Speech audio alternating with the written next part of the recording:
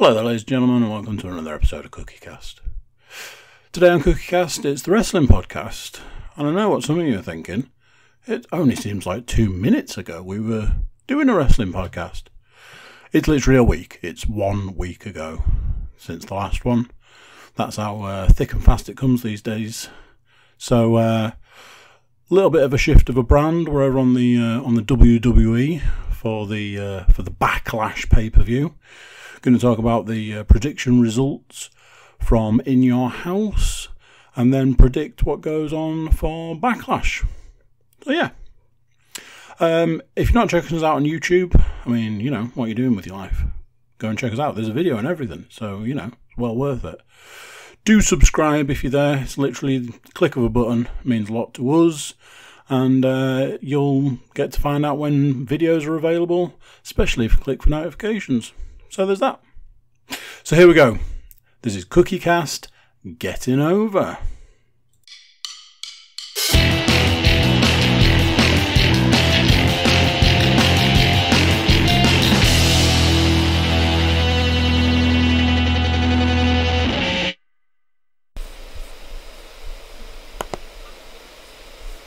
Go.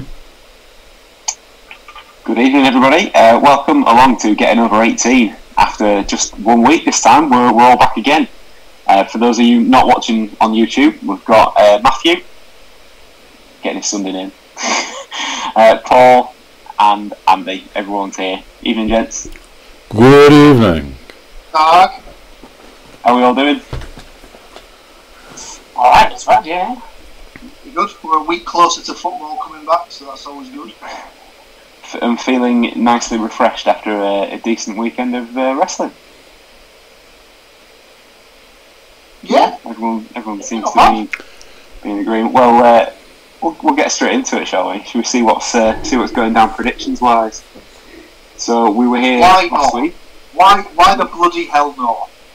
If you've not listened to last week's episode, what are you doing? Pause this, go back and listen, then watch In Your House, and then start this one again. So yeah, predictions, title time. So just set aside 5 hours, sort that out, come back. To be fair, lockdown is still in effect. People still have that kind of time, surely. But the predictions title up for grabs as always. Last time round, Matt had just relieved Andy of the hardware. But who's going to take it this time? Well, we had a maximum of 5 points based on the matches. No, in fact, did we? We had a maximum of 6. We had 5. We had 5. We'd all predicted the NXT Cruiserweight Championship, haven't we? That was right, because the Drake Maverick match was moved off the pay-per-view onto last week's, or the week before's NXT. So we had a little go at that, and everyone was in pretty much agreement. It was like, yes, fairy tale ending, there's no way Drake Maverick loses, right? Well, he did. So we all did really, really well to start with. We'd done some pay-per-view predictions, and everybody was already 1 point down before the pay-per-view even started. But I am pleased to say that didn't continue all the way through the weekend. So, unfortunately, one member of the Getting Over team finished on 2 points. That is Mr. Cook. Yeah. I was going to mention this earlier in the week about how, you know, when I finally decided to do a bit of research, how well that went. Well, that put Matt 1 step nearer to retaining the title until he pulled out 3 points. So, in joint first position was myself, which is just a miracle in itself, and Mr. Paul Williams. So we had a little chat before we came on air via the medium of everybody's favourite messenger, and we've decided that because normally we do takeover and the pay-per-view prediction in one go, this time around it's obviously been over 2 weeks. It is with gritted teeth that I relinquished any kind of claim to that title at this point, and we're going to actually combine the In Your House predictions and the Backlash predictions points. So, Mr. Cook, that is you well and truly off the hook. Chance to redeem yourself yet. But yeah, we didn't do too badly, getting a nice little 4. And weirdly, Paul, we've got different ones right, so there was still chances to win. So yeah, I'm definitely not going to be bitter about the fact that Gargano didn't win the North American title, and then I could have had some gold as well, but not going to worry about that. So yeah, so that, everybody decided that's what we're going to do. So there we go. So takeover in your house. What do we all think?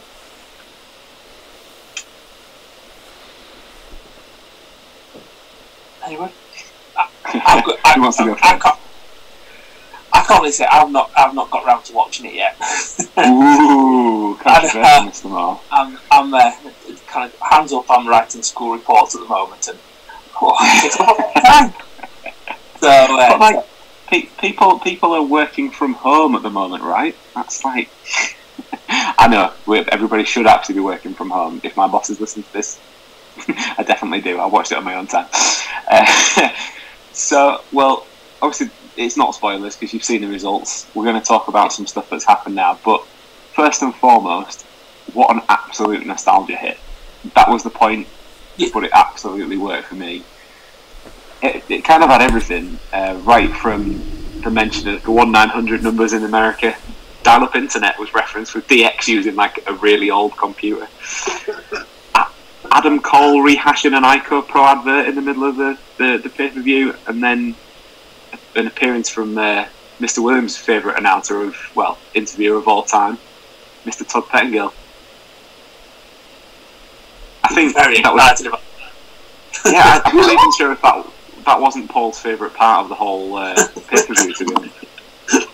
It may have been, to be fair. It was definitely nostalgia, put it that way. I reckon they did the nostalgia hit like so well that if you'd have actually looked at your calendar, it could have said like 1997 on it at some point during the course of the evening, because like, they did all the little touches were there from like the set, everything. Yeah, speaking of the set, like it got utilised as well perfectly throughout the night in different guises, from Io Shirai jumping off like the rooftop of the door, Johnny Gargano essentially entering the ring looking like he'd just left his house by turning around and locking the door behind him. Did anybody catch the Doc Hendrick picture on the wall as well on his way out? Which was, yeah. Didn't he kiss it before he left or something like that? Yeah, he winked it. It was definitely like left hanging there with the time. But somebody was thrown through the window as well. Was it in one of the women's matches? I think it was during the women's match. There was definitely a plant pot thrown at. Did Rhea Ripley throw a plant pot at Charlotte? It was just. I thought it was just well done. I really enjoyed it. I'd be very happy if they continue with an In Your House theme. A takeover in the future for sure, because it was really well done. I'm not even sure that the main roster could pull that off in its current guise. NXT was perfectly set up. And again, mentioned the women's title match in there. For me, that was probably my favourite match of the night, and nice little surprise as well that it went on last. I'd say it was a shock win, but some people predicted that. We'll just throw that one in there. But yeah, some really cool spots in it, and I think the new champion as well keeps everything feeling fresh, so gives Charlotte Flair time to just rein it back in again, for want of a better expression and lack of a pun maybe in there. But Rhea Ripley as well, as we said last time round, now gives her a chance to go on to something new, and whether that'll be main roster, I would suspect. So other stuff that happened, Matt, I'm surprised that you say you've not watched it, but you've not gone out of your way to watch the Finn Balor Damian Priest match, because that was particularly good. Bump of the night as well. Have you seen the Priest bump onto the steps? No, I've not seen that yet. It's the thing that I'm going to watch this week. It's just finding the time. Hopefully this weekend will be kind of thing, but there is a bump in that match that Priest essentially stood on the apron, having already set up the steps for a spot earlier in the match outside the ring, and he falls backwards onto the metal steps. So you're thinking, well, it looks impressive, it sounds good, it's probably not that far. Don't get me wrong, I still wouldn't fancy having a go at it. But he catches like his back off the edge of the far edge of the steps. So not only does he absolutely like rinse himself on that one, he's then getting clattered high as well as he hits the floor at the same time. So it was pretty rough, but managed to carry on with the match. But it was a bad bump. But then also as well, I thought the Keith Lee Johnny Gargano match was good too, and for me it was because it was good storytelling all the way through. There was a bit of a callback to their interaction from NXT the week prior to In Your House. Gargano stabbed some car keys into Keith Lee's eye, and they then sold it a bit of an injury before was Keith Lee going to be 100%? And that's why Johnny Gargano came to the ring with the keys, essentially locked the door and put the keys in his trunks, and kept throwing back to that. There was a point as well where then Keith Lee had him cornered, and Johnny Gargano was trying to escape back through the door that he'd locked, but then couldn't find the key, which was pretty good. But also as well, working a body part, been a bit of a sort of a dick heel, but the good guy ultimately prevails in the end, even though he didn't win those points for the prediction. I would say the only negative for me, and Paul, if you've seen this, I don't know if you would agree with this, that the opener, the women's match, it was the mixed match that we didn't talk about last time around because they only just added it to the card after we'd gone to air. Six women match. It's just really, really clunky and really disjointed, and it just felt like there was no kind of like time into it at all. But pulling from that, Tegan Nox got a clean win over Dakota Kai finally as well. So I don't know if it meant as much with it being in a big old tag match, whether we'll see that again at some point in the future. But it just wasn't. If you wanted a hot match to start the pay-per-view, I'd have probably gone with a North American title match instead. But still, the rest of the pay-per-view did get better, thankfully. So it did kind of go up in my standings from that point. We've got something as well that like coming up from this weekend. We've just talked about a match that wasn't necessarily my favourite, but this coming weekend we know that we're here to talk about Backlash, and already WWE have done us the favour of not worrying about anything that's gone before, because this weekend is time for the greatest wrestling match ever. They've been billing this for the last few weeks. Edge versus Orton. I've just, before coming on to record, just been doing a little bit of research, and I was listening to a conference call with Randy Orton to promote the event. One of the questions that was put to him was, do you feel any extra pressure? Like, how do you feel about it? And I thought he answered the question really well, in the sense of, he said that he hated the idea of it being called that, seeing as the greatest wrestling match ever in the history at that point hasn't even happened if it is supposed to be this weekend. But he gave it the old with added pressure comes like all the how's the saying go about all the extra pressure creating a diamond? So he managed to spin that one around quite nicely. It seems like neither of them have bought into this greatest match ever, because Edge keeps on taking the piss. I can't think what he's. I think there was a tweet today which I can't think what it was. I'll try and drag it up, but he was like, "Yeah, it's not going to be the greatest match." I think was it the thing that I'd seen from Edge. The quote from Edge was like, "Well, there is no greatest song ever. There is no greatest band ever. There is no greatest movie ever, because it's all subjective."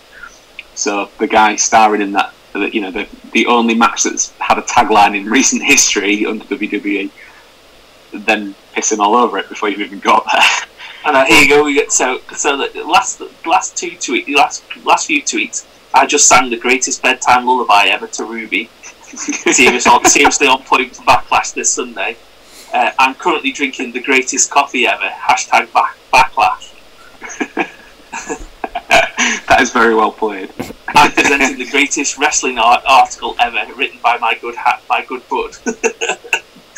Well, in the theme of greatest wrestling match ever, I thought I'd throw it out there. So, what are your greatest wrestling matches ever? Obviously, if you're listening along, feel free to comment, like and subscribe, as always, and let us know what your greatest match is.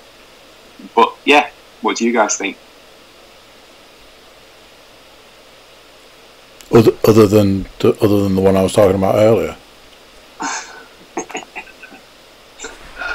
This is going to get brought up now, isn't it? Other than this one? It's going to be put into the public domain. So, yeah, Andy, do you want to explain what that video is? Other than this one. So, the date of these two videos is the 30th of March 2015. The time on both of them actually is 17 minutes past 4 in the morning. What you're saying is then, like, actual prime pay-per-view time, right? Yeah, prime pay-per-view time. The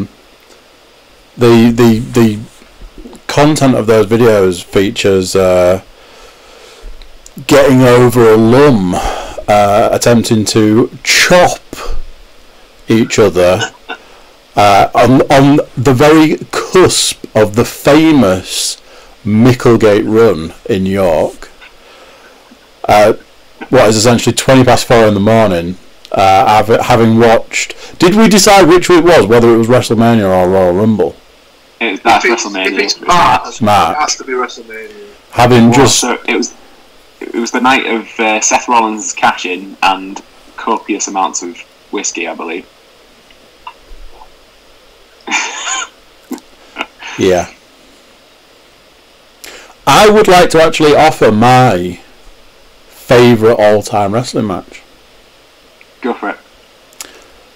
So, memory's a little sketchy, but I'll try and piece it together. I'm sure Paul will be able to give us the minute, let alone the date that it happened. More than likely. I believe it was after a fairly major, possibly WrestleMania.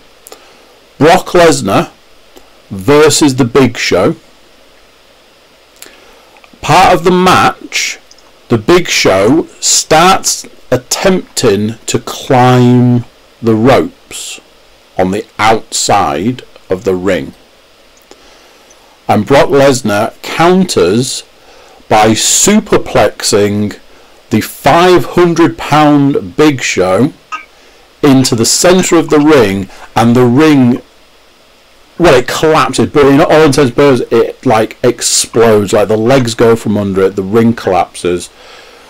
The ref counts it just about, and it's a win for old Broccoli Rob there. But I believe it was some kind of rematch from the pay-per-view that had just come before it. It was from that match was from June 2003, and it happened on SmackDown, and obviously it's at the time where they bill it where the Big Show was still 500 pounds. Definitely wasn't, but no bones about the fact that they were two big fellas to be doing that, big boys, and the timing of it all was like really well done, because they let the impact have the effect, and then the ring just like splat. The timing. I watched it last night. In fact, I don't know. I won't be able to show the video, but I can show that. No, typically it was set up on my phone, and now there it is. The two videos there. I watched it last night. The timing of the impact, there's a slight pause, and then it goes equally on both sides. It's impeccable. And I remember absolutely losing my shit when that happened. I seem to remember as well that it was Mike Chioda that was the referee, and I think he fell off like the back of the ring as it happened as well, because obviously, like, with the movement, I think he was supposed to kind of stay in the ring. I seem to remember him like falling because of it. Yeah, he's on the floor when the camera zooms in on him, and he's just in complete shock, and he's like, and then kind of remembers he's probably supposed to be counted at that point. Well, I do remember that. I remember that match. I remember that moment more than anything as well. That's one of the things that kind of it gets played out as well on every time they need a Brock highlight reel, every time they need a Big Show highlight reel. That is there. I think as well. I think it's probably one of all the different things that Big Show has done in his career. That's probably the one thing that he gets asked about the most. I know he was on with Jericho discussing that at a certain point as well. But yeah, it's going to be one of them. Like, it suspends your disbelief in it for even if it's just for a few minutes. But yeah, I love that one too. That was a good choice. Matt, Paul. Mine will be, it's Hardys and Dudley Boys from Royal Rumble. I can't. It was the 2000. Yeah, that street was like a street fighty kind of type one, and Jeff Hardy jumped off there. Was it a taxi that was on the outside, like the entrance kind of thing? And it was just like, all right, yeah, okay, this is cool. And then I'm probably going to steal yours, because I think it was that Rumble had just two awesome matches. And the Triple H, Mick Foley, Cactus Jack, that was a hardcore street kind of fight, wasn't it, as well, kind of thing. Yeah. Those two matches at that Royal Rumble, and it was just those two matches were great, kind of WWE wise. And you kind of trawl through stuff that you saw. I think I saw like a Samoa Joe, AJ Styles in there. There's a TNA World Championship match. And that just goes all over the arena. There's this insane spot from Samoa Joe where he jumps over the railings like in a kind of bomb type of thing and absolutely destroys AJ Styles. And it's just, that's a quality kind of. It's like kind of got that indie match about it kind of thing. That and everything about Samoa Joe that unfortunately he's not really got the opportunity to show in the WWE properly because of all of his injuries all the time. And then kind of third one then would be would be the Kyle Fletcher Jordan Devlin match from Super Strong Style 16 last year. Those kind of set three matches just in three different kind of settings, and just kind of all different storytelling and building. All of it was just those three matches would be for the three. Well, coincidentally, on the night that we record, it's actually exactly 2 years since me and you were at Progressing Sheffield with Cookie Cast alum JFG, and it's 2 years since that particular death match that we always talk about with Jimmy Havoc and Spike Trevor. That came up on my memories. If you're valuing the thing that you might possibly have just eaten, don't go back and watch it. It is pretty great. But yeah, it's up there. Memorable day nonetheless. But no, I did think that you might think that I'd picked Triple H, Cactus Jack from the Rumble. But I was thinking, okay, I'm going to try and pick an actual wrestling match that didn't have a gimmick to it. And the one that always comes to WWE wise to the front of mind is Jericho versus Shawn Michaels from WrestleMania 19. Loved that whole build up to it. Cracking match. Great finish. Come to the point where you think, right, that's it. Jericho and Michaels burying the hatchet. And Jericho in true like Y2J style, swift kick in the old gonads, and that's it. Instant heat again. Back to being a heel. Off he goes. And in terms of like outside of WWE, I still stand by. It's probably not been seen by thousands and thousands of people, but if anybody's got access to Ring of Honor on demand, it was live from the World Wrestling Mecca of Doncaster, and we saw Mark Haskins versus Adam Hangman Page. It was part of a UK tournament they did. in the wider wrestling world, it didn't really have much impact. But Jesus Christ, was that a good match! Hard hitting, great story all the way through it. Good bit of shock value in it as well. So if you've got access to any of the Ring of Honor Online stuff, go check that one out. Which leaves us with you, Paul. So I've done sort of similar to you. I've got two. So I've got one that I've been there in person. So my favourite match that I've been in person to watch. And then the other one is just one that sort of always, it's like a childhood match. It's like one of the first matches I ever remember watching when I was a kid.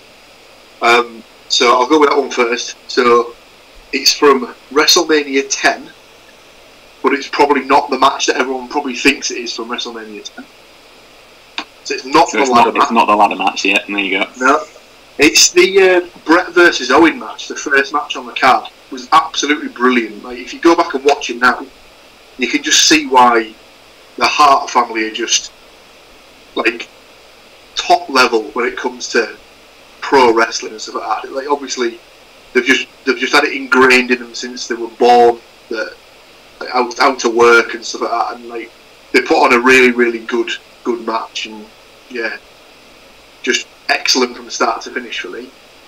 And then the one that I was in person to see is another one that you boys would have been there as well, and it was the Jordan Devlin versus Ilya Dragunov match from Progress in Newcastle.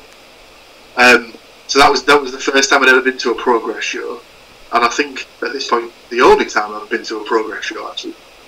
Damn you, COVID! Damn you, COVID!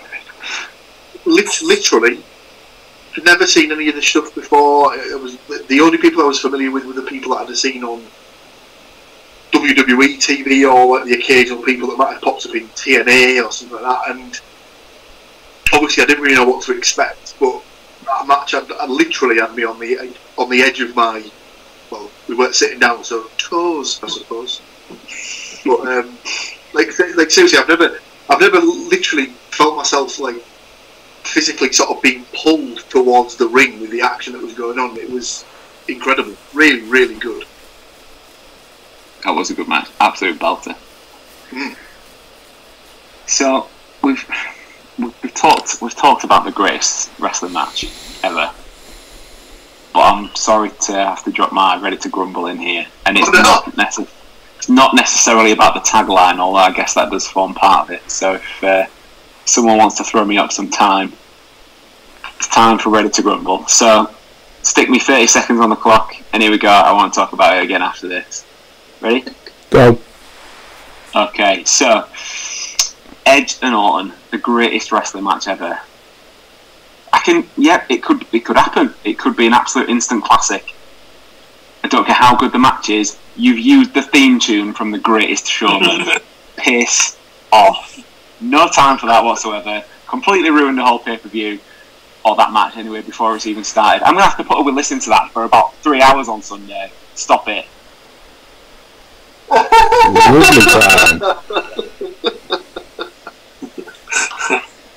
Not happy about that at all. Really, really. Amazing. I do actually have another one just in case I need it, but we can get to that at another point.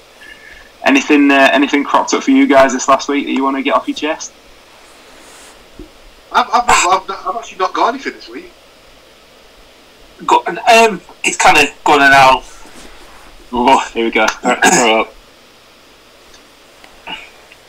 And this one's a painful one. So, Go. Right, Randy Orton needs to shut up. He needs to stop going after indie guys and start, this kind of whole kind of, obviously he's gone after Tommaso Ciampa this week, and all the leg slapping, criticising wrestling, starting to sound like Paul's mate, and it's just kind of like, seriously, just get in your box, you go and do what you do, leave them to do what they do. It's all equally entertaining. Shut up. Again, beautiful timing. If you're wondering what Matt's referring to, or who Matt is referring to as Paul's mate, obviously go back and listen to the last episode. You'll find out. I'm not sure that's not a work yet. That was the only thing that I could possibly kind of rationalise it as, if it is a work. But he's just got evidence of this kind of every so often he thinks, oh, you know what I'm going to do? I'm going to go fuck some people off by saying something weird. And you're just like, mate, you know, it's something that loads of people use. It could just, I wouldn't be surprised, especially after we mentioned Charlotte earlier on, that she's just had that little run in NXT. I won't be surprised if they used somebody like Orton to do the same. Like, they've just, like, Riddle's gone up, there's talk of Dijakovic going up, you know, they could move half a dozen of them wherever they want, but then that's going to leave the roster a little bit light, so it wouldn't surprise me if we did get a little bit of movement. And the one thing that Orton's not really done, you know, I mean, he probably won't be happy about putting them over on the main roster, but working in their own backyard, it can only really boost their stock. But I think they've either been smart about it. I think that it'll either be something where he goes for a little bit, or they're putting that one in the back pocket until Ciampa gets a bit of a go at Raw or SmackDown, maybe. The leg slapping thing kind of tickled me a little bit, because I thought, if anybody, he's the guy that claps before he power slams every time. So, you know, it's like, practice what you preach, motherfucker. That's the thing. It's like, come on, there must be thousands of things that we either know about or we don't know about that create the sounds that we hear. And you know, I think the problem is, like, I think recently someone did one and it looked absolutely ridiculous because they'd slapped the leg before they were even halfway up, so it just looked stupid. But you know, one thing you can't do is criticise Tommaso Ciampa, because he's one of the cleanest workers in the world at the moment, and I just think sometimes he just goes for the wrong guy, and they all seem to do it, you know. Like when Seth Rollins went at Will Ospreay, you're like, whoa, hang on a minute, this guy's kind of regarded as one of the best workers in the world at the moment, and you're going for this guy? There's thousands of other people that you can go for. I've seen some shocking wrestling, you know. Go and pick on somebody else, not the best workers in the world. Did you see that stuff on Ospreay's Twitter this week about somebody had asked him about what is he ready to get back to the ring when all the restrictions like die off, and he put about having to change his style because he wouldn't be able to do all that flippy shit as it was put because of all the extra weight he's put on during lockdown. So well played. He'll still come out like an absolute whippet, won't he, when he really does get back to it. Just be bouncing around like a pinball all over the place. But I think one of Orton's deals is that I think he's always been from that generation of work smarter, not harder, if you know what I mean. So a lot of the NXT guys will quite happily take the risk where they're crashing off the top of a cage through two lots of tables, or from this past weekend, jumping off the top of a ladder through a car windscreen and things like that. Whereas I think he's probably almost like the last of a generation where it's like a slow, methodical kind of a deal rather than like bish bash bosh all the time. So I kind of see it, but I think, like we said, I think that's just a nice way for them to build a story off the back of it. So just going back to that, you know, earlier you said about Priest took the worst bump of the weekend. I'd like to give special mention to Ciampa, because there was a point where Cross gave him like a powerbomb against the edge of the ring, and that looked like it would have been stiff. And obviously, like, Roman's had massive neck problems. If it's not ready to grumble, but he's in a similar vein. Sitting on the fence. If you know that someone's got a serious medical issue with a part of their body, fair enough. You'd go for it in a work sense, from a wrestling perspective, to sort of target the sensitive area. Maybe try not to actually paralyse somebody next time. Just a thought. As well, on the note of that match, we kind of like glossed by it, but what a job Ciampa did at putting Cross over. Like, Cross looked like instant main event material straight off the bat.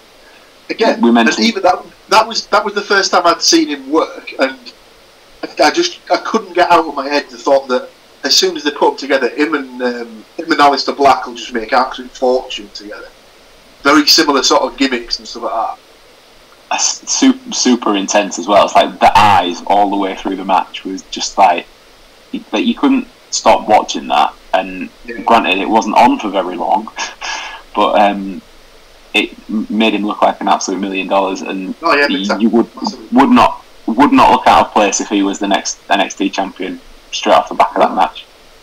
You just wonder whether it's going to be. I just wonder whether they've underestimated him, because it was a bit kind of like, obviously he was in TNA and wasn't there very long, and obviously the Scarlet gimmick, wasn't really polished because she didn't last very long at TNA because they both kind of left their contracts quickly.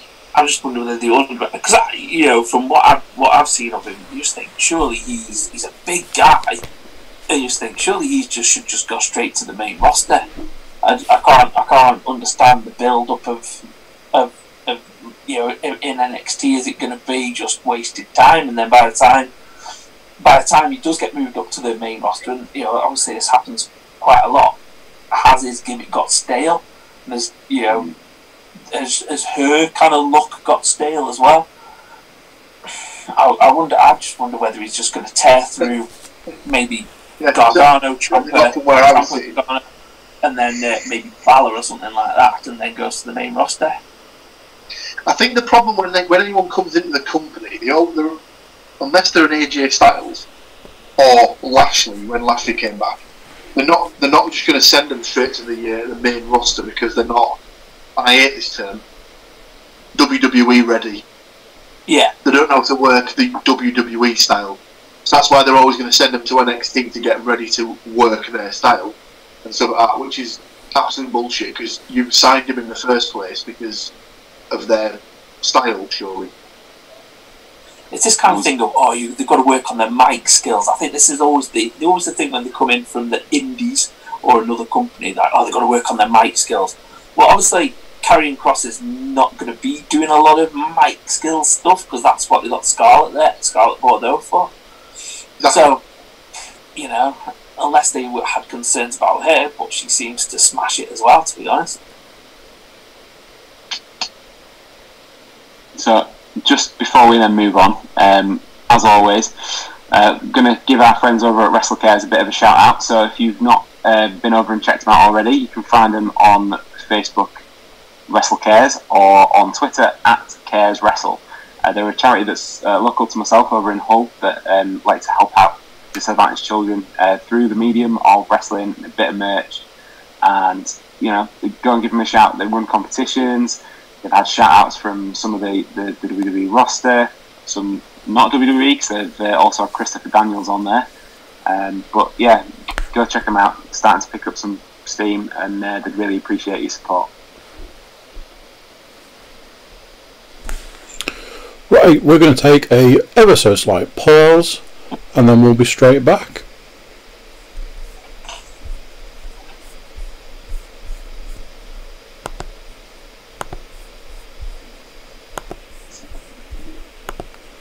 And we are back. So, as we know, we're all here for the predictions again for WWE Backlash. So this time around, and that's emanating once more from the performance, the home of the greatest wrestling match of all time ever in the world, ever in the universe. But that's Sunday, 14th of June, and time of recording, as always, 7 matches have been announced. If anything changes between the recording and then, apologies, but we won't be including them in the points because we are not psychic. Otherwise, we would all win the title every week. The first match I've got down on the card is the women's tag team title match. So this time, between the newly minted champions Bayley and Sasha Banks versus former champions Nikki Cross and Alexa Bliss versus the returning Iconics. You got to do that bit, otherwise it doesn't count. Watch it on YouTube if you're wondering what I'm talking about. So it's been a bit of a strange one with this. Like, the women's tag team titles have kind of been, as Paige has already publicly said this week, been swept under the rug a little of late. But I feel like this could be a decent match. I like all three teams involved. It feels like the title run of the current champions, i.e. the recent switch on to Bayley and Sasha, seems to be another cog in the wheel of when Sasha going to turn for me. And let's face it, about damn time if it does happen. Not so sure it's going to happen this quickly, but will they keep the titles? What do we think? Retain. So Andy, putting it out there straight away, so you're going Bayley and Sasha for the win. Yeah, too soon. I almost wore my Bayley t-shirt for tonight just for Paul, but thought better of it. Okay, Andy is down, locked in for Bayley and Sasha, and I'm going straight in off the back of that with an agreement. I think Bayley and Sasha will also keep the titles. Paul? There Is that you as well? absolutely no way Bayley loses this match. So, what if Sasha loses it? Kiss of death. Like not a chance. Andy just said, what's the point in having him lose it? Well, win it the week before to then just lose it. Doesn't make any sense to me. So, yeah. I am a bit disappointed that they're going to throw the Iconics under the bus so quickly again, because they are a female tag team. Ultimately, Alexa Bliss is a singles wrestler. Bayley and Sasha, singles wrestler. Nikki Cross, not so sure. I said Alexa, so she's chimed in now, hasn't she? So yeah, I'm not sure why they would throw the Iconics under the bus unless they're going to give them the titles. Just can't see it happening this weekend. No. Matt, are you gonna prove me wrong on that one? I'm going to go with the Iconics because what? I don't know. Yeah. It's almost like he doesn't want the title. I've had it. Let's be honest. Matt is holding on to that purely for the fact that we drew Paul. So don't give him too much. I was going to say he's current holder of the title at this point in time. Okay. But like you said though, two singles wrestlers together, Alexa Bliss and Nikki Cross. You kind of sat there waiting for them to turn on each other. But the problem is, the only thing I would say is obviously they're kind of building all three teams to turn on each other. Because obviously there was the thing with Billy Kay slapped Peyton Royce the other week. You've always sat there kind of thinking, when's Alexa Bliss going to turn on Nikki Cross? Or which would be more interesting if Nikki Cross turned on Alexa Bliss. That would always be an interesting angle to take. And then, what is it now? 4 years, 5 years we've been waiting for Sasha and Bayley to turn on each other. Well, I suppose in theory, Sasha already did turn on Bayley once, which he just bailed on her after WrestleMania 35. But that's wasn't that the storyline now? For contrary's sake, but yeah. That's fair enough. One thing I did notice this week, and you'll be like, "Oh God, here he goes again." So they win the titles on Friday Night SmackDown, and then appeared on Raw because they can do that with the women's tag team titles. They appear on any show they want. They still had the side plates in the first segment for Alexa and Nikki, and then they also appeared at ringside during the main event segment of Raw, and they had their own side plates in it. So who noticed halfway through? But as a third point to this, they had Bayley's old hugger side plates in it, not the new naughty, badass Bayley or whatever you want to call it, the role model Bayley, should I say. So just continuity all over the shop. Terrible. It's not like that from the WWE store. They were just like, that's too much. That the shipping's too much. Well, yeah. Anybody would think that they don't own their own merchandise store that sells these things. Anyway, so yeah, moving on to the next title match on the card, we have the US title. The probably, I would say, somewhat newly rejuvenated US title under Apollo Crews. Picked up the title recently from Andrade, and I don't know about you guys, but I think he's really grown in the last few months, probably more so than any of his time in WWE so far. He's finally getting to kind of show what he can do. I think a little bit more. He's getting a little bit more mic time, and this is his first title in WWE after 4 years on the main roster. First off, can you believe that Cruz has been on the roster for 4 years? Because to me, I think it feels like longer. I think it feels like he's just been there forever now.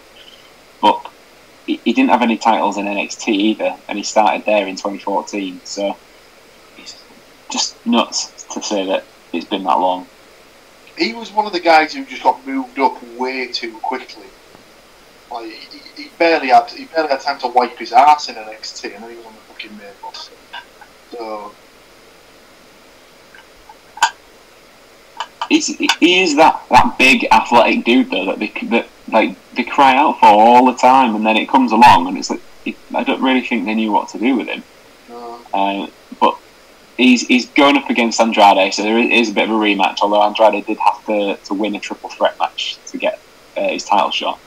But I don't know about this as well. But Andrade just feels like he coasts a little bit for me. It's no doubt that Mr. Charlotte Flair does have plenty of talent, but it feels like he's been dialing it in a bit ever since the kind of addition of, at the time, Austin Theory and Angel Garza to his little group with Zelina Vega. Obviously, Austin Theory's been moved on fairly quickly, but I don't know if it feels like he's just lost a bit of interest, really. Obviously, Zelina Vega will no doubt be at ringside for the US title match this weekend, but I can't. For me, I'm going to go straight into it. I think Apollo Crews keeps it. Yeah. So that's a Matt in agreement as well. And me. I can Yes, see. please. That's why Andrade's winning it then. Well, based on our expertise of Drew Maverick, then. Well, so far, in both matches, there's been sort of like teases of dissension in the ranks and stuff like that, and that's a similar thing. Isn't there something going on with Vega and Andrade? There might be something not quite all together there. Well, I think it's just Vega being the bossy manager because she's trying to hold that little group together. And right, okay. I don't know. I can't what we build them as, the Latino Lothario, whatever he is. Angel Garza keeps trying it on with Charlie Caruso every 35 seconds. Why wouldn't you? And I think that might be winding part of the storyline for winding up Zelina Vega, that he's not got the focus and she's the manager and all that. But Andrade, like I said, this is what I mean. I think he just drifts in and out, and he's not the focal point of that. Yeah, of that group when he's a very talented guy. So I think he just needs to be a bit careful. Otherwise, I think he would be on my list for if you were going to pick people in a year's time that have been released. The only saving grace is that he's, for me, riding Flair's coattails a little bit at this point in time. They shipped him off things very quickly because he obviously won the NXT title, didn't he, from Drew McIntyre, and it did not stay on him very long. They kind of he dropped that title, and obviously he was then pushed up onto the main roster. But obviously there must be some kind of, I don't know whether it's a language barrier or obviously they paired him with Vega, who's obviously is a good promo and does a good kind of manager kind of thing, but he just never. Yeah, like I said, he's really good, but everything always seems a little bit kind of lazy and not quite as crisp as it should be, and it should be more impressive. And I don't think they'll be too worried about cutting him loose. Because Charlotte Flair's not going to go there. She'll be putting every title match she wants. So. Did you see that they announced on, I think it was either in your house or on Raw this past week, they announced that she's had 55 title matches. Jesus, right. She hasn't been there that long, really, in the grand scheme of things. She's had 12 championship reigns so far as well out of that. So that's a pretty good conversion rate. But anyway, next match on the card is Sheamus versus Jeff Hardy. Now, I'm going to take you back a week. Does anyone remember last episode and I said to you about the PC not being a safe working environment and possibly the most dangerous place to work? If anybody has heard from Elias recently, he will confirm this. after being involved in this angle, he got hit by a car.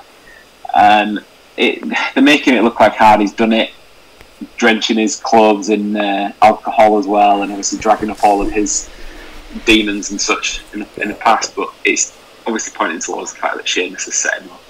He cut a bit of a promo past week on SmackDown to say that he doesn't remember anything from arriving until waking up smelling of alcohol, which, as he will allude to himself, definitely not the first time that's happened. This has very quickly become a heated rivalry, and I think it feels like it's been designed to get Hardy back to the top of the card for like one more run. But the problem is, they've also been building Sheamus in the same manner. So I get what they're doing, but I just don't understand why you'd put them two together, other than the fact that one's a face and one's a heel, because they both need momentum, and ultimately one of them's kind of got to lose at the week, like coming up at the weekend. But who's it going to be? This one can honestly go either way. There was an element of, I thought about tossing a coin for this one. I was a little bit like, I can't decide. But you hit on the angle that I decided to go with in the end. I feel like this is possibly like a last time for Jeff Hardy kind of area. So potentially it might just be let's give him that last run, let him win this one and see where it goes. And obviously they can do more with Sheamus further down the line, or keep this going or whatever. It's Jeff Hardy for me, but it wouldn't surprise me if it went the other way. Okay, that's down. Matt, who have you got? I'm going with Hardy as well. Good choice. Okay. I think, it's that they're giving him the push. They're giving him the like little vignettes for 3 or 4 weeks to kind of build him back in, and Sheamus can go and beat up little dudes for a few weeks and he'll be back up at the top of the card again. Whereas I think if Hardy loses to Sheamus, like, where does he go next? Because there's not, he needs either a big guy to work with or an athletic guy to work with, and it's kind of, which way do you position him next? If he can find a way to kind of, to keep his winning streak going, then I think that's the way they're going to go. Okay, got you down for Jeff. Paul? I was gonna throw out a cheeky, no one will win. Sort of, there'll be a bit of a dodgy finish on the end of this one. Like you said, obviously no one's seen Elias for the last couple of weeks. Does he somehow interject himself into it? We've not seen everyone's favourite piece of royalty for a while. So King Otis. Yeah. Stick me down for a weird no contest jobby, and that, like, nobody wins. It gets thrown out because of outside interference, or someone breaks a nail, or some sort of nonsense. Nail. Well, we've had the Bailey catchphrase. We might as well throw out Paul's token no contest prediction as well. It wouldn't be getting over without it, would it? Well, if you win that belt on that fucking thing, Jesus Christ. I'm almost playing for points, because I am going to say Sheamus, but also as well with the added background that, like I say, I think this is designed to get someone up to the top. Can't see the Universal title picture keeping going with Miz and Morrison, so why not Sheamus versus Braun? Because I'd want to see that. So I'm going to pick Sheamus on that basis. Well, he'll have a lot to answer for if he loses at that point. Obviously, definitely won't take him. Now, the question is, the next one I have down on the list is the greatest wrestling match of all time ever in the whole world in the universe. So, do we go for the predictions for that now, or do we leave that till last? But it's got to be the main event, so leave it till the main event slot, surely. Yeah. Okay, well, if you're listening, Randy Orton, you've just been pushed up the card. So with that, we'll go to the women's title match from Raw. Newly minted champion Asuka, following the Money in the Bank, versus Matt's favourite female wrestler of all time, Nia Jax. So, as Matt has as well alluded to on previous episodes, Nia's been dominating the Japanese contingent on Raw for the last few weeks, but finally gets her title match at Backlash. I suppose the ironic part is if Nia wins, WWE might face a backlash, because probably the biggest one since the women's evolution began. Charlotte as well also had a Raw title match. Almost had a Raw title match this week, because they advertised Charlotte versus Asuka, then it to be a title match, then wasn't, weirdly. She still main evented Raw against Asuka in a non-title affair, but Flair picked up the win because of Nia Jax interfering. So, where do we go from here? What do we think is going to happen this weekend? Who wants to take this one first? It's kind of in the kind of logic of kind of taking a title off somebody really quickly, particularly after all the kind of goodwill that they built up and the kind of good way that it was done. It seems like a strange kind of one to throw it to Nia Jax, and obviously they're building. What a surprise! They're building Charlotte up to another title match by interjecting, "Oh shit, I've lost one," and again, so I'm going to find myself another one to kind of find my way into. But yeah, you know, my feelings are well known on Nia Jax. So what it probably is Asuka wins, and then she has to give up the title on Monday because something's been fucked on her. So, you know, yeah, she can't wrestle for like she can't wrestle again because her head's on sideways now. Well, I agree with your choice of winner. I'm definitely going to go with Asuka for winning the title, regardless of what shape she's in come Monday night. But I think after Raw this past week, it's looking more and more likely that it's going to be another Charlotte Flair shot at the title. But as much as Flair has been forced on fans, especially over the last 2 months, the last Monday I actually enjoyed it. It was a good main event until the screwy finish, which was, I guess, always going to come because of the Nia Jax match this weekend. But they had a good match at WrestleMania 34. It was a decent build to that. It seemed to have got a good footing again. So I'd be happy watching the Charlotte Flair Asuka match. I think with Flair, yes, it's unfortunate she does get pushed on people so much, but bottom line is she can still do it. You know, she's still a good performer. My only caveat to the whole setup would be that Asuka finally needs a proper, decisive submission win somewhere in it, because if she keeps just losing to Charlotte, it does nothing for either of them, I don't think. But for the weekend coming, I've got Asuka to beat Nia Jax. Paul's nodding. Andy's nodding. I was actually going to say that I was going to use a Paul classic on this one, and I was going to go with a cheeky DQ. But the theme with this has to be, it's way too soon for any of these belts to move. So I'm going to actually lean towards Asuka, but I'd like it to be noted that I did say DQ at the time, just in case something comes of it. A Polydog special. So what you're telling me there, Andy, is you're looking for half a point out of this, regardless. I am not using the words half a point, but in a draw situation, and this match goes to a DQ, I would be looking for some sort of goodwill gesture along the lines of half a point.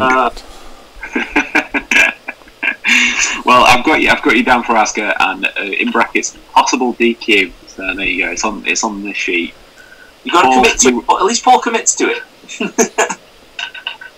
Now you can't debate that. That is true. At least, I do spout a lot of bullshit, but at least I go full ball with it. So you're sticking with the fact that you nodded at Asuka. You're sticking with that choice. Me? Oh God. Yeah. You don't reward a girl for splitting some fucker's head open week after week, do you? Jesus Christ. Well, I guess we'll find out someday. Is the answer to that question. Who knows how they do it? There's got to be a surprise somewhere. We'll come to that later on. Oh, well. Okay. Well, being as that we've got 3 matches left, let's get into the Universal title match. I don't know how you guys feel. Don't really want to spend an awful lot of time on this because the way that it's been built could not give a monkeys right now. It's a really strange build.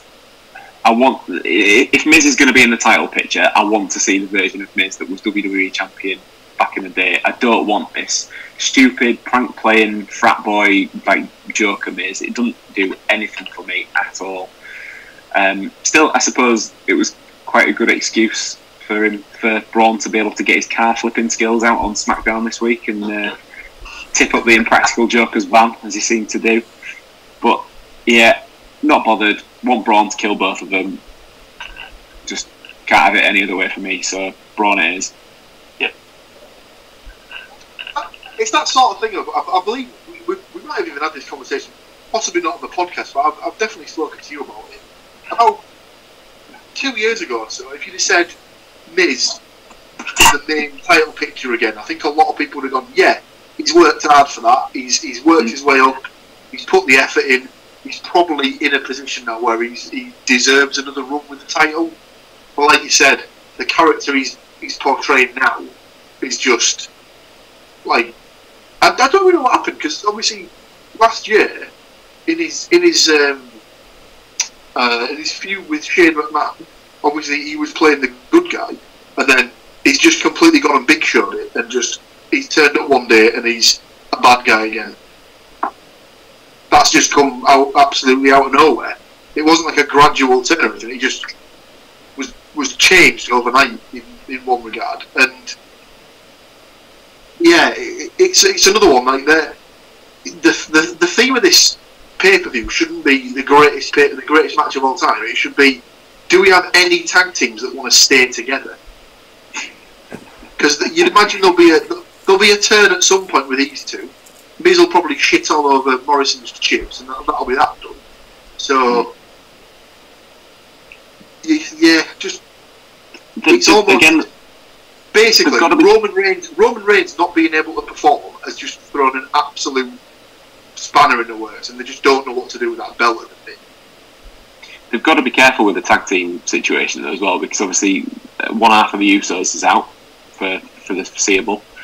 New Day, current champions on SmackDown. Miz and Morrison are obviously there as well. Forgotten Sons, going to be forgotten because of recent misdemeanors, as we talked about last week. So SmackDown's tag team division all of a sudden looks a little bit thin on the ground. Again, I think the remedy for that might be a few call-ups from NXT. I was going to say NXT are quite top-heavy, as always seems to be with the decent tag teams. And again, I'd probably say Raw's getting a little sketchy, because every tag team is kind of either a makeshift tag team, as in like the disciples of Rollins, and like, and I suppose you could even throw MVP and Lashley in there after last week, because seeing as MVP was supposed to have wrestled his last WWE match about 3 months ago, and now he's on there every week. But the Street Profits and the Viking Raiders as well are like the two main teams on there, and they're seeming to be like buddying up at the moment, doing all the kind of different challenges in the best of however many it's going to be until they come up with something else for them to do series. I'm not disputing that I'm being entertaining though, because I've quite enjoyed some of them. But yeah, I think that they need to be careful in splitting up the tag teams. So we digressed slightly away from the match in question. I've picked Braun. Everybody else in agreement? Yeah. Yeah. Full house again. Ooh, we're going to be this title is going to be tight this time around. We've got a few similar predictions. It could be that Jeff Hardy Sheamus coin toss that decides it. Or I think this might be where Paul's alluding to, so we'll go to Paul first on the next prediction. The WWE title match, Drew McIntyre, current champion, going in against Bobby Lashley. So I would go with that Lashley has probably not had this much attention since his days of wrestling in the honour of Donald Trump at WrestleMania 23. Given current world situations, probably kind of ironic now, but I'll leave that alone. Yeah, let's just scoot past that, shall we? Yeah. Now, under the guidance of MVP, we've learned in the last few weeks that Lashley's seemingly lost his wife from ringside, but gained a new finisher in the full Nelson submission. Lana actually spoke on Raw this week as well, who said that she's going to stop accompanying Lashley to the ring to concentrate on her own career. So we could be getting a Lana in-ring return out of all of this as well. So, you know, the Lashley, who knew the MVP Lashley partnership would be the gift that kept on giving. Yeah. Every cloud has, nothing but shit inside. I do think, for me personally, Lashley's, whilst he has been made to look like a credible threat, giving him the title now will just make him a transitional champion. But I'm not gonna step on any toes, Paul. I'm gonna let you take this, as I said. So where are you going with this one? So this falls under the category of they like to put something in on most shows, which is fucking hell, why have they done that? That's sort of come out of nowhere. Blah blah blah. Back in the day when Lashley first debuted, I don't want this to come across as racist because it's nothing to do with race, but people thought he was basically the black Brock Lesnar because he was very similar in physique. He had a very similar style. And it always came across that was a match they never got the chance to do because they were never in the company at the same time. Obviously, Lesnar's not there, but he got beat by McIntyre.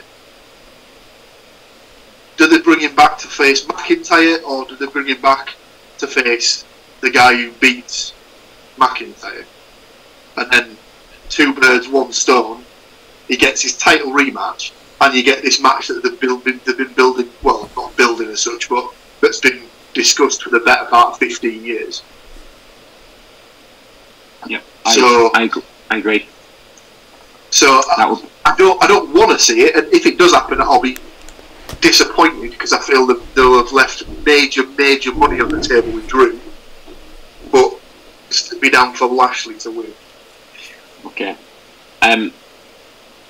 I absolutely agree with everything you've just said. I think, including the fact that I am picking Lashley as well.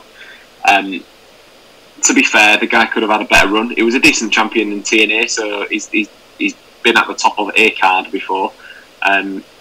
Say his time at WrestleMania 23, you'd have thought he was poised to become, for want of a better expression, the next big thing, but it never really quite happened. So I still think, I believe what I just said a minute ago, that he will be a transitional champion. I think it'll be Lashley versus Brock, but then I think they'll then keep the inevitable McIntyre second reign, if you like, so he can win the title in front of a live crowd. I've always that would make sense. Yeah, so that's a good point. That would give him that'd be a good runners-up prize, if that makes sense for him. Yeah. So as much as it pains me to say this, I'm picking Lashley as well. Yeah. Andy? I'm going with Drew. I think it still... it's weird because I agree with absolutely everything that you've both said there, and that actually sounds like a really good way to take it forward, which is another reason I think it won't happen. How many times have we predicted something or suggested something or written something, if anybody's listening that's looking for writers for the WWE right now? How many times have we said, that would be great, that's the best way that they could possibly take this forward, and then nothing's come of it? And those are the times that we're often on the opposite end of what they end up doing. For me, it feels too soon. It feels like Drew's only just got it. I think they're going to take it a little bit further. I don't know how much further, but certainly I personally don't think it's going to be this one. So Drew for me. Okay, I've got you down. Matt? Yeah. Drew McIntyre for me. Good luck. Yeah. Do we not think that this has got all the hallmarks of Brock turns up and does whatever the fuck he wants moment as well, and just takes both of them out like he did in that match last week? God, Mr. Williams Last week, last time around, do you know what I mean? This could be the no contest of the night. Oh no! Well, do we, before we then talk about the world's greatest wrestling match of all time in the entire land universe, 24/7, 7-Eleven, I-47 Championship, do we need to take a little pause to... we will take a pause, and that way we can gather ourselves, and so can everyone else in preparation for what's about to come. So we will be back momentarily.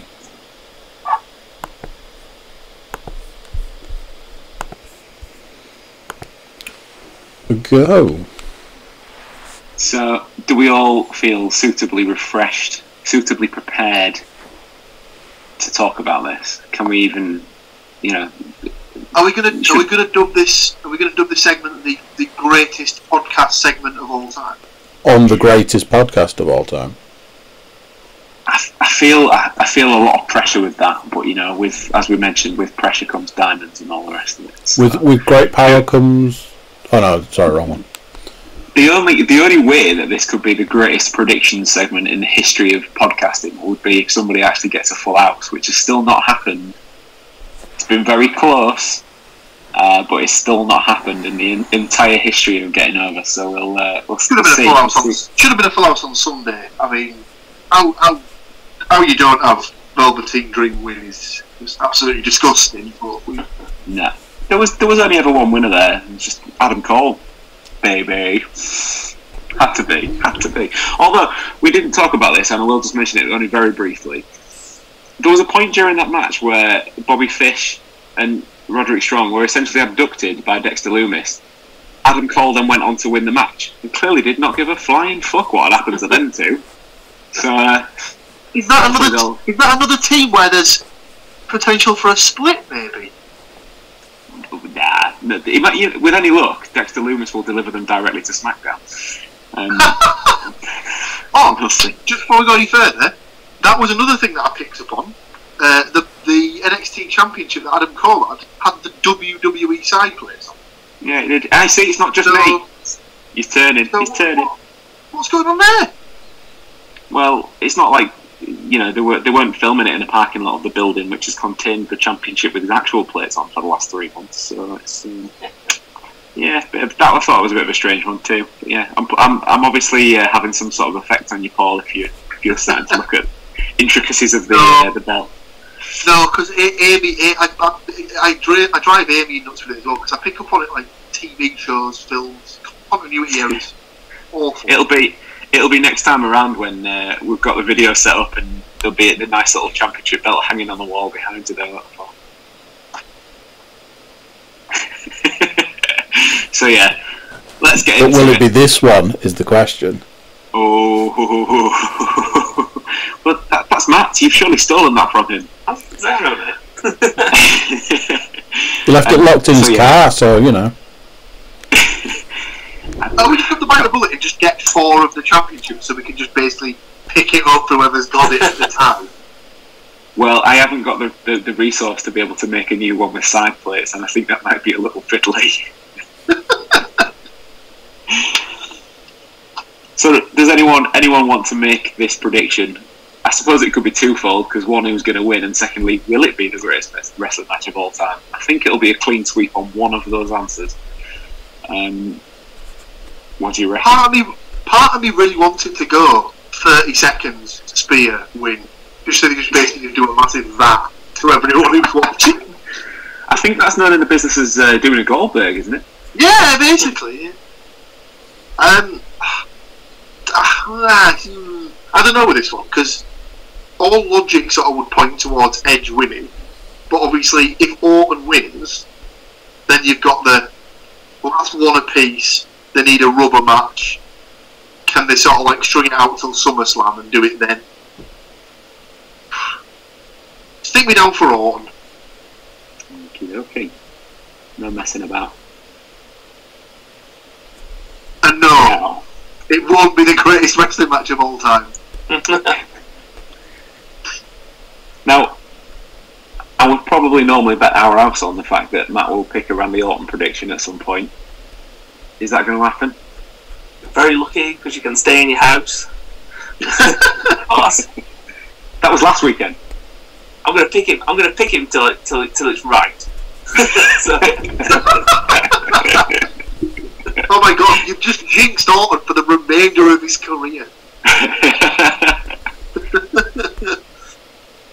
So you're going with Orton for definite? Yeah, it's obviously like Paul said, it's the kind of logical kind of thing of like, I mean, God knows what the kind of the third one in the trilogy is going to be, because obviously they've done the kind of street fighty kind of thing, and then now we're going for a classic wrestling match. So I don't know, Hell in the Cell or something. Yeah, it's kind of a very strange kind of thing, because I presume, after all the shit that I said about Randy Orton before, I presume that Edge is working with him exclusively because he's one of the safest workers in the company. And what they don't want to do is see Edge broken in real life from wrestling against somebody who's probably not going to take as good a care of him as they should. So then that makes me wonder what the payoff's going to be at the end. I'm still going to pick Randy Orton because I think it's that kind of concept of, they want a trilogy of it, but what is the trilogy going to be? Because it worries me, kind of in that kind of, not in the sense of worried about the world of wrestling. I'm worried about, in the same way, like we said, you used to worry when Paige used to take a bump, that you still worry when you see Daniel Bryan doing something. There's certain wrestlers that you see, like Paul said with Tommaso Ciampa, when you know the history of their health, you worry where they're going to go next and where they're going to go with it. And you know that at the moment, that the reason why Edge is wrestling with Randy Orton is because he's the safest guy in the company at the moment. He's a WWE laugh. He's not, everyone laughs about The Rock going, John Cena going, other people going to do films. He ain't going to go and do films. He's going to be in the WWE till they don't want him anymore. But he said on that conference call that I listened to, he said that his target is to wrestle until his 50th birthday. So by my calculations, he's still got another 10 years there yet. So he's approaching 20 years in WWE now as well, and to think that he could effectively have a longer in-ring career than The Undertaker, and I would suggest that shows that he does take care of himself. And like you say, the other people that he works with. Takes care of himself, takes care of others. Yeah. Mm. Has he not been doing some TV work though? He's done a few films and stuff in the past, hasn't he? Like he took over the 12 rounds mantle after Cena binned it off after one. Has he done a Marine yet? Oh, he was supposed to do the Marine, wasn't he? And then they pulled him from it because he got the dishonourable discharge when he was actually a Marine. Oh shit! No. Because apparently, because they'd cast him for it, hadn't they? And then like the Marine Corps came up to him and said, "Yeah, we'd prefer it if you didn't put him in that film." If you know that. But just going back to what you were saying about what they could do for the trilogy or the matches for the third match, it could go back to what Stu was saying earlier on. That could potentially be a way of getting him onto NXT, in that you could do a loser leaves Raw stipulation to sort of bring it to a close. You could do a thing where obviously Orton loses and he has to leave Raw. So that puts him back on like NXT for 6 months, so people like not forget about him as such, but like get a different flavour, and then he can just jump onto SmackDown, beat whoever's the Universal Champion to sort of like kickstart another reign or something like that. Just keeps it fresh, I suppose, and it gives them an out as to what they could do as a big stipulation for the final match, if that's what they decide to go with. he's definitely got a skill set, and he's definitely got that. If you put him on NXT for 6 months, like you say, that only then elongates his career even further to me, because he's not having to travel for TV or when things do kick up again. Well, he said that on he said that on one of the I think it was strange enough an Edge and Christian podcast. I think he was saying that obviously because he's been like on the road permanently for the past 18 years or so, with a few breaks here and there where he's had an injury, but it was that he was getting to the point now where he was hoping that if possible he could take some time where if they went on like a European tour he wouldn't necessarily have to go, or if they went on a big overseas tour he could potentially stay at home, and they got to a point where they could send somebody else. So like you say, moving to NXT would be perfect because he wouldn't have to do as much travel. You don't want to go overseas until all the blood money rolls in, though, does he? When he takes that trip to Saudi for them dollar bills you off. Yeah, but I don't know with this one, because obviously I worry about the billing.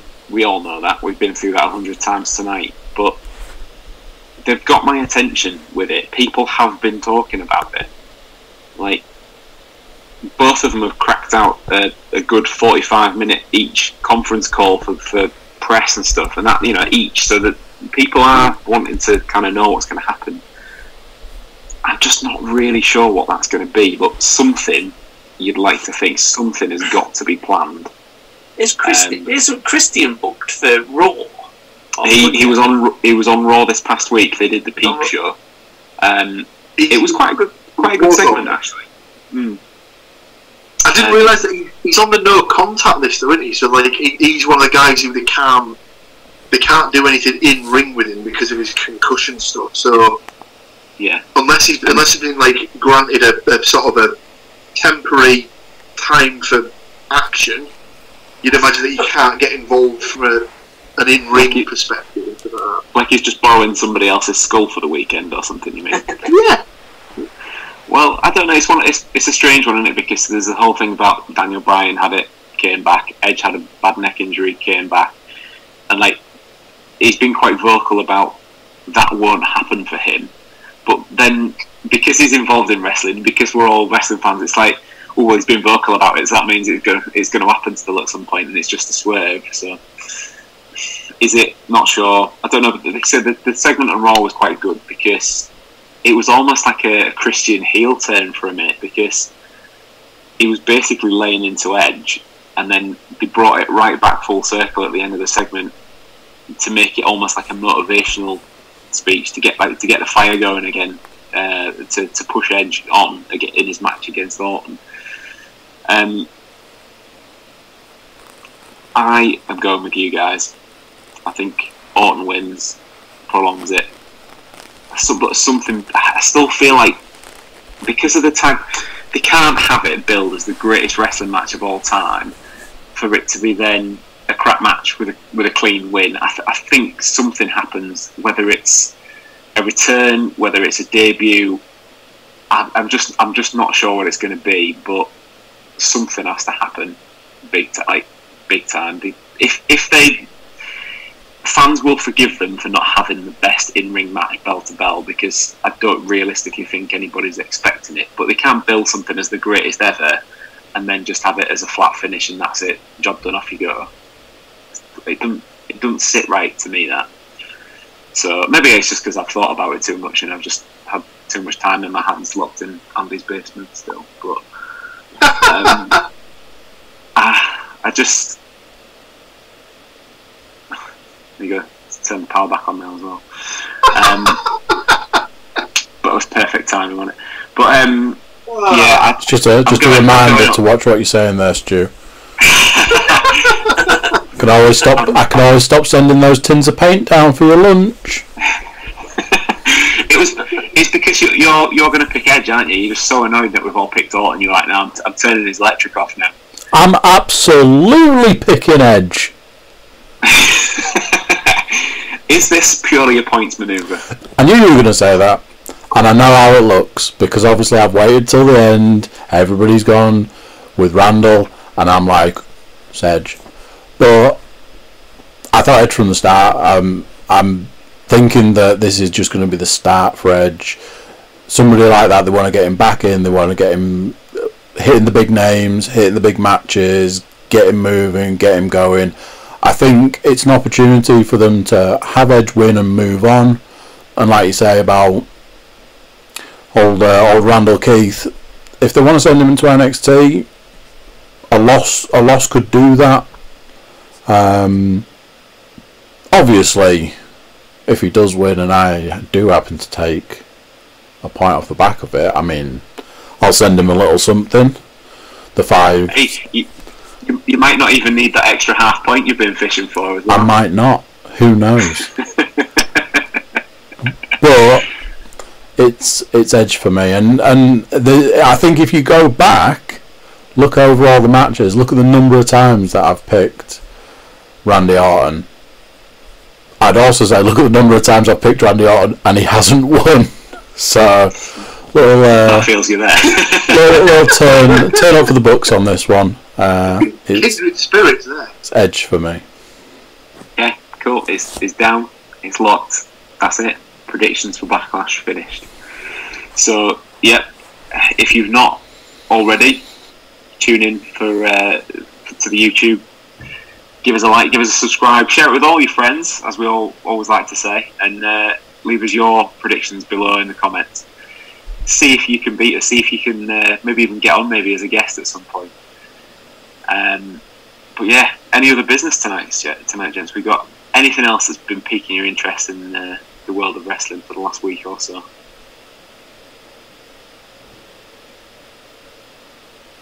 I'm taking that as a no. One thing that we haven't mentioned on the podcast, if we have got a little bit, is we haven't mentioned The Last Ride. Anybody been keeping up with this? The Undertaker documentary? Very, very good. It was my intention to wait for it to all be released. I can't do with waiting for stuff. I'm a true binger. I have no sort of patience, so I lose interest in it. Like if I have to wait, I'm like I don't care anymore. So I was going to wait for it all to be available and then watch it in one go. I haven't got around to watching it yet. I'm still watching The Last Dance, the Michael Jordan basketball one, because considerably less wrestling involved in that one. Only just. It has got Dennis Rodman in it, so yeah. Radman. I think for me the test of it was that it's one of them programs where can I try and sneak it on when Sarah's also in the room? Is it going to pique her interest? Because as much as she likes the wrestling, she watches the wrestling when it's on, she follows it when it's on, but she will probably choose to watch other stuff over and above. Don't think that's a secret. So we've watched the episodes that have been on so far, and I say we've watched. She's not been on her phone even during it. She's not the world's biggest wrestling fan, but it's grabbed her attention, and it's people are saying, oh, it's finally the death of kayfabe and all the rest of it. Well, that happened a long time ago now. If you think the Undertaker documentary is the final nail in that coffin, change your name from Jim Cornette, but it happened a long time ago. Two mentions on the podcast. Boo. But yeah, it is really good, really, really worth watching. And the fact that it's been shot over such a considerable amount of time, they haven't rushed it. They haven't done it as it's coming back for Saudi. Let's knock out a 24, for one event. They've been literally waiting years to piece this together and then put it out now. I listened to an interview with him and an American sports writer guy that he did a couple of weeks ago, and he was like, I just wanted them to record what I thought was going to be my last match. So they started it 2017, and he said I just wanted them to record my last WrestleMania, my last match. I was done. And then he's like, and then it just kind of snowballed from there, kind of thing. And up until I think once they decided to kind of, up until, really kind of late on, they were like, oh, we might have something here, kind of documentary-wise. But you just think, he's been kayfabe for 30 years, and you just think, the amount of opportunities that he's missed, that through being, so dedicated to the character, just give the guy a chance to be out there and, get to know this person that, let's face it, I was scared shitless of him as a child. And then you were still kind of scared shitless of him as you got a bit older. And he still had the mystique of this kind of thing. And it's quite nice for these people to come and get out there and speak and, let people appreciate them instead of just, he could have walked away and gone and lived on, I presume he lives on a farm, ranch kind of thing in Texas. But why shouldn't he have his moment in the spotlight? Because far less worthy wrestlers get it, and wrestlers that are in the same echelon of him have all had their own documentary where we get to see behind that person, but oh no, he should stick to being the Undertaker. No, I'd quite like to get to know, it's a bit more interesting to get to know this guy that actually has spent 30 years of, you knew very, very little of him, like when everyone first saw that tattoo on his neck of his ex-wife's name, and everyone was like, and it was like that little kind of small kind of bit of, he's got a life outside of wrestling. Yeah, no shit. But I'm looking forward to watching it. It's on the. I can't recommend it enough. It has been really, really good, and I'll have to fast forward through the operation bit because I'll barf all over the place. Oh yeah, I'm the same. That was brutal. I'm like this. Sarah's like, oh, you can look at the TV now. It's just no. He had the same operation as Andy Murray, didn't he? I think so. What was it like? It was scope of his hip. Benjamin something, where they put like a ceramic coating on top of you. Yeah. Yeah, I think that, by the looks of it, I think they just like ground his hip basically down, and then just popped it in as a completely new joint. By the sounds of it, it sounded terrible. Oh, seriously, yeah. You'll have to turn away because there's banging and chiseling of certain pieces that you don't want to be seeing. So also as well, I think it paints Vince McMahon in a bit of a different light as well, which I don't know if that's kind of a bit of a byproduct of it, but that's an interesting dynamic to see as well. So for the amount of reports that you might want to read on the internet that says about him essentially being the devil incarnate, to then actually see this kind of more personal, sort of loyal side of Vince McMahon is kind of new as well to the general public. So definitely worth a watch. So yeah, recommended viewing if you've obviously aside from the Cookie Cast back catalogue. So get yourself on that as well. Yeah, Undertaker's always sort of come across as one of those characters that when he does decide to retire, he's one of the very few people where that year they shouldn't do any sort of other Hall of Fame people. The entire evening should just be dedicated to his career and putting him in the Hall of Fame, rather than just having like people going up and having 20 minutes, half an hour to talk about their stuff. They should just basically carve out 3 hours just to sort of like basically celebrate his career. Well, they've still got one cab on the rank, haven't they? Because they've got to get this year's inductees in first at some point. Yeah, eventually. But yeah, I thought that was definitely worth a mention because it's been absolutely compelling. But yeah, if that's it, boys, I think we're all done for the night. So yeah, tune into Backlash. Thanks for watching, thanks for listening, and we'll see you next time on Getting Over on Cookie Cast.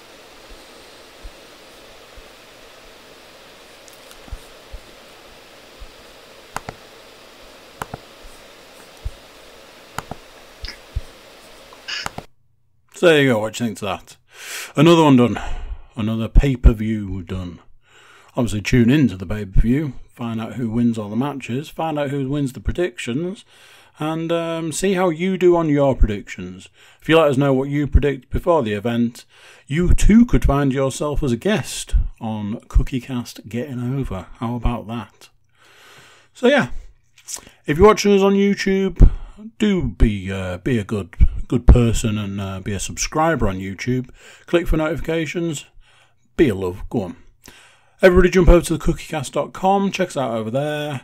And you can send social media love. You can send email love. Send us a picture of you kissing the screen with love. How about that? So there we go. That's this one done. Until next time, I'm going to say bye. And I'll see you then.